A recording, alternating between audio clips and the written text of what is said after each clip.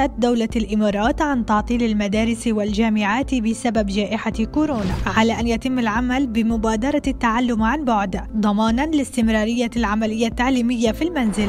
إليك أهم النصائح التي ستساعدك نحو التأقلم مع نظام التعلم عن بعد. اخلق لنفسك روتيناً ثابتاً، وقم بتهيئة مكتبك الافتراضي جيداً وتخلص من الملهيات. استعن بأصوات الخلفية وتجنب تعدد المهام. احصل على قسط كاف من النوم، 1.5 و4 أيام في الأسبوع هو متوسط أكثر من مقبول للبلوغ بسهولة وبفاعلية متطلبات شهادتك عن بعد. وكن مثابرا، حول دراستك من المنزل لوقت لطيف وطور شعورك بالمسؤولية. تابع وسائل الإعلام للتعرف على أحدث المستجدات حول منصة التعليم عن بعد، وقم بحل الأسئلة الخاصة بالدرس بعد حضورك الحصة. نظم وقتك بما يتلائم مع مواعيد صفك. أحضر الكتاب الخاص بالحصة التي سيتم عرضها ودفتر وقلما لتسجيل ملحوظاتك في أثناء عرض الحصة.